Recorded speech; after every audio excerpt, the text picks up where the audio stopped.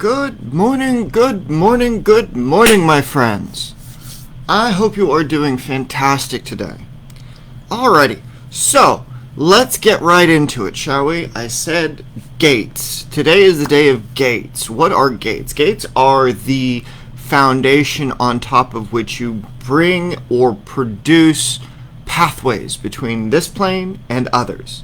So, getting into the reality tunnels, right, so to speak. When we have an idea, thought is the means by which any idea connects across dimensional spaces.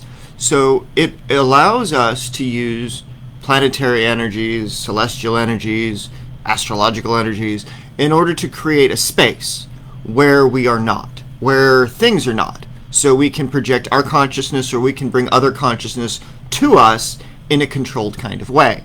So I did a bunch of experiments on different types of surfaces to figure out which works best under which conditions.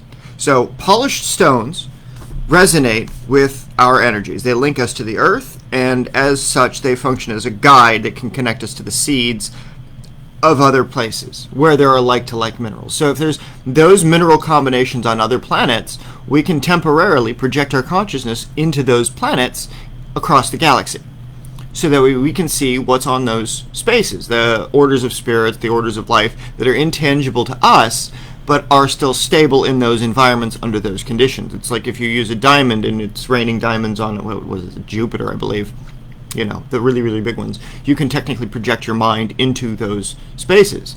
Good morning, Dan. So I also use fossils as a conduit.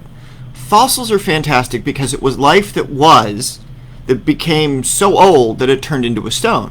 So, like, ammonite is really, really good. I have a couple that are 120 million years old, and it was split right down the middle, and it spirals in one direction, and the other spirals in the other, so I use those, one in each hand, as an energy conduit, right?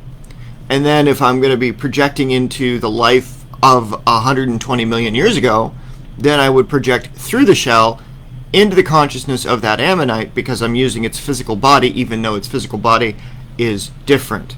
What's up, Lise? How's it going? So, shells. When you're using shells for connecting with spirits and things like that. So, those are the energies that can pull the places that humans can't travel through, right? So, like, again, I'm using the ammonite shell. It is a thing that used to be alive. Or, like, you hear the sound of the ocean when you've got the shell up next to your ear, right? Well, it's a connection to something that was. So by creating a space where that thing was, then you can connect to the type of life that lives within the oceans or lives within those environments back when it was something where it's not. Like if you go and you find shells in the desert, well, it was desert now, but it was at the bottom of the ocean ages ago, right? So the conditions of life are different. Now, the Greeks used to think that you could do different types of dreams based on what type of gateway you used. Horns and ivory are a type of... You would see true dreams if you went through the gate of ivory, whereas you would see false dreams if you went through the gate of bone. So the ivory gates would be the animal conditions. So if you're going to be traveling through different... Exactly, Elise. So if you're going to be traveling and riding on the way of spirits of animals, then you would be using a horn or bone or fur or hide of that animal to essentially ride the spirit into the other world. So that, like I use rabbits to pull spirits here, you can use them from here to go there as well. So that's a really good way to do it. I use alabaster to draw spirits also. So like you can get the handmade alabaster bowls. This is like Egyptian magic to draw spirits out. Wooden bowls you can use for the life of the trees or the construct of the world where those trees were. But you can also use it as a means of offering to the spirit of nature. You can use it as a way to connect you to the life of the tree that was, but all of the family of the forests and things like that that are ancestor forests. Silver mirror is a good one. So before they made the metal back mirrors now, they used to coat it in the back of it with silver, really thin piece of silver. And when you do that, silver has the means to store energy. So you can essentially roll the silver molecule with your psychic consciousness, with your consciousness, and it can store up energy and become a battery, allowing you to use it as a tool of foresight, so you can see what is the thing you want, right? Like, I've had some really crazy experiences when I used silver as a means to do scrying techniques, remote viewing, that sort of thing. The black mirror can be a couple of different things. You can use it as a flat plate, or you can use it as a convex or concave mirror to either go into or pull things out of or meet spaces on. They can be used to divide the space, like a little mini black hole, like those little Acme black holes that you see in the cartoons where they throw it on the wall and they can stick their hand through it. Basically, they function a lot like that. So when you're doing psychic work and you're trying to balance out that psychic connection between this world and the other ones, when you're interacting with spirits, you can conjure them into the black mirror, or you can work with them in that space, and it works around basically the same order of creation, where in the formation of the Kabbalah, you have Geburah, which is the division of God from all other things, so that way there could be a universe where God was not, so it could actually experience and express itself in the myriad of forms without it turning into what is the Qliphoth, the shells, which the divine has not been divided from, which degenerated into just the raw states of God and all the different forms of it.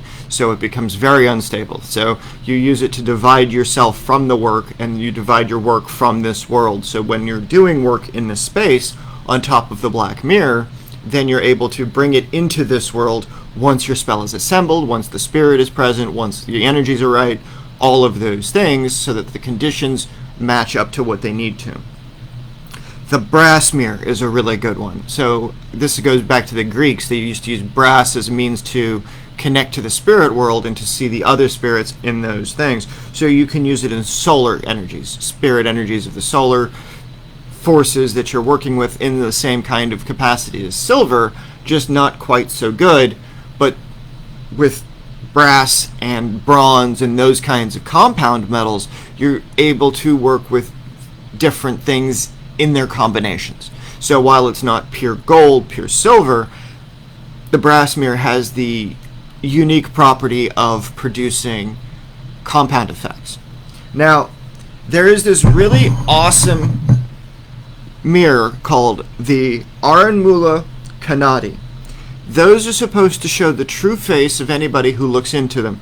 It's made by a very specific tribe in a very specific way. Like, it is family-made mirrors. Like, that's the entire thing that this one town does in, I believe it's Pakistan, right on the border of India. So those are absolutely phenomenal. Bowls of water you can use as gateways. So you can river water, ocean water, rainwater, all of those things where you can project your consciousness into those intermediaries, and you can meet with the sylph. So you can meet with the elementals, or you can meet with the people that have died by water or been tortured by water, or you can purify things by water, or you can create access to the underworlds through that water that you're working with. So when you're working with things like grave dirt, that can also be a gateway, right? A lot of my work has to do with creating a pathway from this world into other ones using spirit paths, so that using the dirt from where people died, or that holds the souls of the dead, it acts as a means to lubricate the transition between regular dirt and the other world, so that you can pull spirits from it, or you can put spirits to it, so that way they can go back to peace and they can go back to rest, or they can be purified and sent on to their higher states. Now, crystal bowls, so like the leaded glass crystal ones, or like you can get fluorite or onyx and things like that, you can also use. And then those would resonate in their stone capacity and the principles of the stones. Like fluorite's great for dream work, but a little bowl of water with that, and you can connect to the Fey planes. So the phantasmagoria of what becomes possible when you start connecting to those energies. You can also use crystal spheres, right? I've talked about that in some other videos before. Like, depending on what type of crystal it is, if it's fused crystal, it's not going to have the same resonance as a natural native crystal, but even then you've got a crystal that's been cut out of a crystal, out of a point, right? Like, they don't naturally come in the ball shape. They have to be cut and polished and made into those ball shapes. So it allows for basically creating a 360-degree pinhole in the world instead of just having a flat surface through which to connect to those energies. So if you take a crystal that's big enough and you slice it down, then it acts in a different capacity than if you have a crystal that you spin on a lathe and you turn into one of those crystal balls, right? Animal bones, again, you're using bones, you're using things that connect you to that animal so that you can ride the spirit of that animal into the other world, right? I use human bone in my work, so I'm connecting to the human dead, not just animal dead. So it's all the people that have passed, so that way, you know, you can connect with them, or you can help them in their ancestral journey. You can get into different aspects of working with the spirits. So that way what you can do is purify the ancestral lineage, or you can purify, or you can work with ancestors that are not your own, right? And so then you can make, going from the bones, you can go into smoke. So that way, by using different types of incense, you can create temporary gates. Whereas if you've got like ribs, you can make the circle and you can constantly go back and use that. Whereas the smoke, it's a temporary body out of which the ingredients duplicate the type of thing that the forest wants. So in this case, like I said, you're giving body to things. So when you're doing summoning spells of like the Goetic spirits, or anything that's got a name to it, the name of the spirit is actually a list of ingredients that you use and put in that right order. So that way what you do is conjure up by the name of the spirit and the ingredients of it in its form. So you're giving it a body, you're replicating its effect, you're able to pass your consciousness into the meaning of the vibration of the smoke as it's shifting forms. So it's not something that's a static gate. It's something that has a definite opening and a closing based on what it is you're working with. Blood also works. So that you usually do if you're in a tradition where you're doing sacrificial magic, and there are traditions that do that, and they have been doing that for hundreds and hundreds of years. That's their thing. If you're not part of it, don't do it. But generally, the energy stops flowing once the blood stops flowing. All right? You can collect it, you can get a pool of it, and you can scry on it, you can add herbs to it, you can create a spirit vessel for it, so that way you have basically a means through which that life of the spirit passes from this plane into another one, and it is the vice versa. That energy then can draw out the spirits that you're feeding. You can use sensations. So again, in the same way that once it stops, you stop having an open connection to it, but you can use pain. So if you're doing like self-flagellation, or having somebody else whip you, essentially, then you, while you're in that moment, while you're in that state, that acts as a means to separate yourself and your consciousness from this state and enter into another one, which allows you that temporary projection into another place. You can use a cauldron. Cauldrons are really fun because of the fact that you use them for all sorts of different things in either witchcraft or ceremonial use.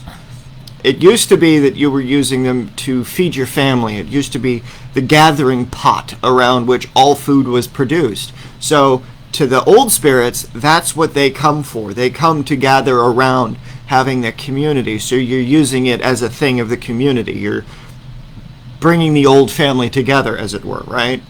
But in certain traditions, it also represents other things, like it accesses the well. You put water in it, you can use it to scry with. You can put herbs in it, you can put dirts in it. It can act as a mini version of the world itself, and you can apply it in different ways. A chalice is the ritual cup that sits on the altar. It functions a lot similar to the cauldron, only it's like for mass, where you would do it for blessings. You would do it for an offering cup. You would do it for things that would bring other things to you that are looking to receive the blessings from the cup, right? To give that elevation, to give that purification, so that what you are bringing to you when you use a cup as a gate is something entirely different than what you would use a cauldron for, versus an alabaster offering bowl, versus a bowl made out of animal horn, versus a bowl made out of wood. All of them function differently in their outcome for what they bring about. Pictures. paintings, art, those function as gateways because you're connecting to the artist, but also to the plane that the artist was seeing in that moment. So if you set up a crystal grid and you've got a piece of art that you're working with, you can project yourself into that piece of art, or you can pull a state of being out of that piece of art, and then you can replicate what that energy was in a small form, in miniature, right? Like you might not want to channel Van Gogh's crazy part when he cuts off his ear, but you can channel the same kind of thing with like the different ways that he saw the world, right? Like you can get that phantasmagoria, that psychic connection going, so that what you're connecting to produces those type of resonances within your spell work. So that way when you're trying to do ritual of communion, or you're trying to do ritual offering, or you're using art to separate yourself from a space, you can do that. Excuse me. And then you can use books. I love books for spells, right? When you connect to a book, you're able to connect to the author of the book. And then by doing that, you can connect to the meaning of the spirit that overrides it. So it's not just about the words that are written on the page. It's about what the spirit that inspired the thing caused in the individual who wrote the thing. So I was able to, the spirit I was, right, or I was, for Enochian magic. The guy that did the new double version of the hardback versions of John Dee's notebooks, he was originally studying the notes from the 1600s. Like, he had access to all of that. Well, I connected psychically to those because he had it in the paperwork, and therefore was able to interact with that spirit for a period of time. Really crazy shit when you do stuff like that. Dreams. So when you are dreaming, if you are sitting with somebody who's having a psychic dream or a shamanic dream, then you can essentially use them as a medium proxy. So as they dream, you can use that as a gateway to travel into their world, into the worlds that they see when they dream. So that by their dreams, you can then work with the spirits, or you can then work with the states of them in their dreaming state, so that way you can come to resolution with the different things you're trying to resolve, right? You can do that to the forests, you can do that to the deserts, you can do this to the hills, the trees, the mountains. Everything can act as a pathway from one planet to another, or one world into another, if you are connecting with the stones and the spirit of the, like in Japan, they're really popular, like Mount Fuji. It's, you channel Mount Fuji when you're doing Reiki work, right? You're channeling the gate of Mount Fuji, the spirit of peace and healing. Well, you can do this with any hill that's been around long enough that is a sacred, reverent thing, right? You can do this with fields, especially if you're doing this with battlefields, like the battlefield at Gettysburg, right? Where more people died there in 30 minutes than in all of, I think, the yellow fever, or like something nuts, or some crazy shit like that. If you're doing it in the desert, right? You're doing, again, it used to be the ocean, so you can transfer states. So what is dry now was wet one period in history. It allows for an inversion of flux. So while you might be dry now, it's wet then, so anything in between you can conjure, you can create a pathway that folds through the space-time, right?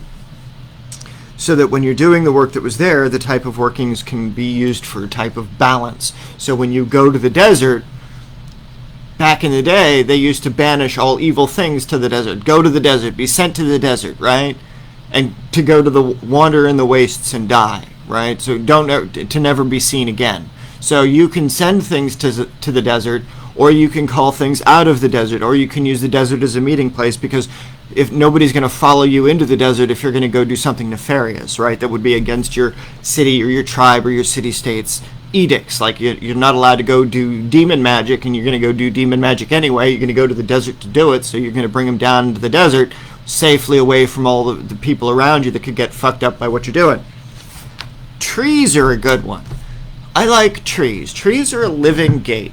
So when you connect to a tree, you hug it, you sit with it, you give it water, you give it food, you made friends with it. there are other types of trees that exist in other types of world. There have to be, right? So it's not just about this Earth's tree. It's about, okay, so you've got this tree right in front of you. Then it connects to all oak trees on the planet that are like that oak tree, right? And then any oak tree that exists in creation or has ever existed in creation, you can connect to that as well. So that way one tree becomes the many tree, right? It becomes the world tree.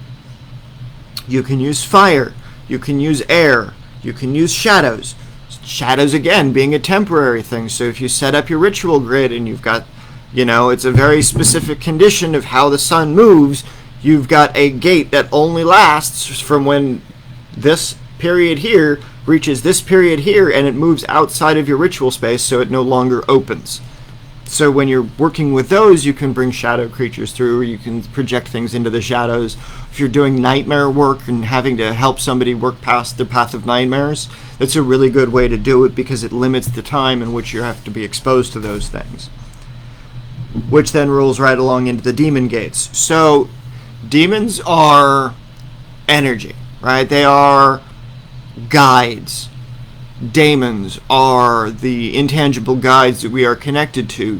Demonic stuff is raw energies that are overtly caustic and emotional. So it's not that you want to work with them specifically, it's that you want to calm them down. And so by calming them down, you can figure out a way to make something mad or to get something into an uncontrollable state. And in that moment, in that uncontrollable state, you bring it to calm, you bring it to peace, you bring it to a point where it's not going to get corrupted anymore.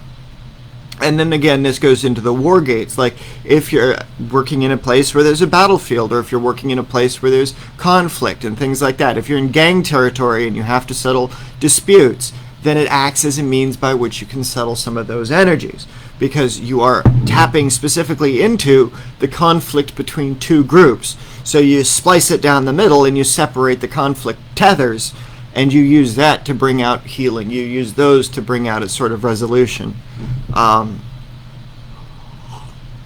So I did this with a bullet from the Civil War and an arrowhead from the Civil War on a spell that I was testing with a buddy of mine. I was here in California, he was over in West Virginia, and he pushed energy into the spell, I pulled energy out of the spell, and within the 3 months we had a cavalry group apologizing to tribal leaders in South Dakota when the pipeline crisis was happening. It was like right away this shit was happening. Like this was within days that this shit was going on. Like it was nuts. That was pretty cool. The single desire that a soul can embody for when you're looking at hope as a gateway, right? You have to get through despair, you have to get through darkness, you have to get through the pain of not wanting to be alive, and you have to find the gate of hope. Hope is covered up by all of the things that you don't want to face down, but you're going to go through it anyway. It's like your own personal fires of hell. It's your own personal journey. You're looking to go into hope, but you don't have hope. Well, how do you find it? Well, you have to go through despair. You have to go through darkness. You have to go through wanting death. You have to go through all of the horrible things in life, because otherwise, how are you going to find real hope, right? What's going to keep you going when there's nothing else to keep you going? It's that hope. It's that something that exists greater than yourself. And so by tapping into that, you can open that gate, and then you can be a source of hope for others. So too is the gate of grace. Giving grace, having grace, serving grace to others is understanding that in that period of darkness, in that period of grieving, in that period of chaos, in that period of pain, they are able to come to some place of, I give you grace. I give you the space that you need in order to settle your pain, so that you can find the spirit of hope, or you can open the gate of hope on purpose. The same kind of thing can be done with the gate of ecstasy. I'm not talking about like what the drug brings on. I'm talking about divine ecstasy. You are so enraptured by the spirit and the energy of what it is you're connecting to, that what you do and why you do it means so much to you and to the energy and to everything. It's like a rapturous state of it's bliss, right? On the other side of that, there's the gate of fear. going through someone's fear, causing fear, putting them in situations that bring out their fear. How can you make that fear a positive? How do you take what they're afraid of and turn it into a positive effect so that they can find their hope, they can find their peace, they can find that next level of thinking that exists inside the gate of their fear, or what spirits are made by that spirit of fear. The gate of desire is similar to the gate of ecstasy, where it's something that they want to do. It's creating an environment where they have what they want, but bringing out even more of what they're trying to do with it. It's not just about having what you want, it's about using it to create a better resonance between what is now and what could possibly be based around that desire. So that way it's something that serves the long term, it serves a bigger picture, it serves a more full and robust capacity, right? And so the gates of divinity. Right? What is divinity? Divinity is the thing that is not yourself, that is connected so vast across creation that it's a shared experience by others, right? They can replicate the gnosis. They can replicate the knowing of what it is. They know what it is, and you know what it is, and for those that have the ears to hear it, they understand what that is. And so they can see the life of all things. They can see the threads that connect everything. They have that connection to the all, and they exist as part of the singularity, and they are part of that singularity. As a result, they are collective. It is the collective all. It is everything that works in the collective to serve the collective, but it allows for the singular expression of the individual, whereby they don't lose themselves when they allow the collective to come through them, right? There's the many that is one, and then there's the one that becomes many, right? So in this case, it's you becoming the many, you becoming the voice of the many. Now we have the gates of hell. So those, like I said, with the Qliphoth, it's every sphere where the divinity did not separate itself out from and became totalitarian and raw, right? Like, it's the negative states of emotional being, and you can elicit these kinds of things by setting up very specific markers, like the Gehenna is the dry and crumbling earth, or the perdition, or the you can set the ground up in a certain way. You conjure the earth to be a certain thing, and then you bring the demons onto it. So it's mostly you're creating a deprivation tank where they are existing, and the rest of the world doesn't get fucked up by interacting with them. The gates of heaven are the same kind of thing. You create a space that is so pure that is not outside of or not interacting with the impure world, right? It is the divine, it is the connection to the higher places, and it's not going to be something that is corruptible, right? It isn't like our world here, and it's not like the raw emotional gates of hell. It is, what is the heaven for that spirit? What is the perfect place where that thing can be itself most completely without anything telling it it sucks, without anything telling it it's bad, without anything telling it no, it can't be what it is. It's encouraged to be what it is. It's given the license to be what it is as fully as possible. That is the gate of heaven. And so you have the different types of earth, right? The different minerals, the different animals, the different bones. When you're creating these kinds of places, you have those kinds of circles, those resonances, like stone circles, right? If you're using the Preseli blue stones, you can get them to work with in tandem with Stonehenge, right? So you can take a smaller Preseli blue stone that you can carry around with you, and you can channel the magic of Stonehenge and its celestial alignments, and you don't have to go to Ireland. You don't have to go and deal with it, right? The same way that you can do that with crystals. You can channel the crystal caves of Mexico, and you just have, the incubators of the Fey spirits, right? So with these, you can also do gates in smaller forms of fire. So you don't have to create bonfires out of sacred woods, or worry about you can make it in a lamp, so that the lamp functions as a gateway, so that way when the spirit comes forth and the flame is put to the material inside that lamp, it's the union between the wick and the fire and the heat and the spirit and the behavior of that fire where you're interacting with it. But it's coming through the oil, it's coming through the lamp wick, it's coming through those energies, so that they're functioning in a way that you're getting that interaction with the spirit of the fire that you want, and then the spirit that's on the other side of that fire, that's connected to the thought of why that fire exists. So you're using fire as the intermediary, and that's the easiest, most controllable way to connect to the spirit on the other side. Because you've got, while it's here and it's burning and it's alive, right? You have that connection to those things on the other side, so therefore you can use it as a gate or an intermediary between this plane and the other one.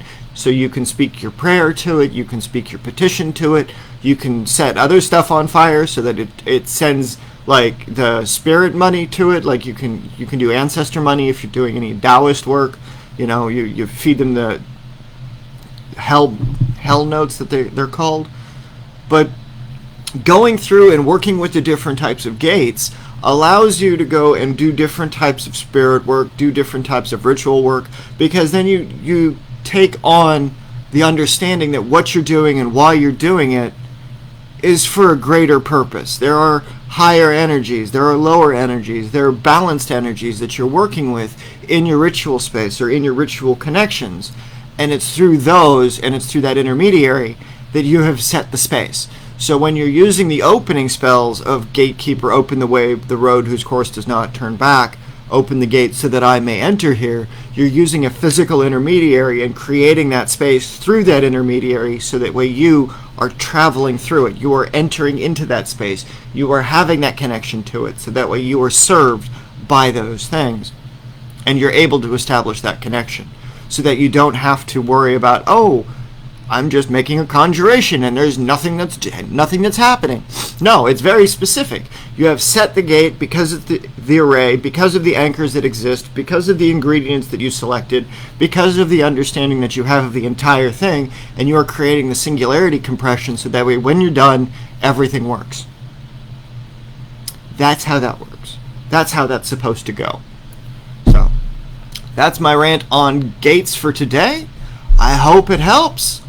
And if you have any questions in relation to this stuff, feel free.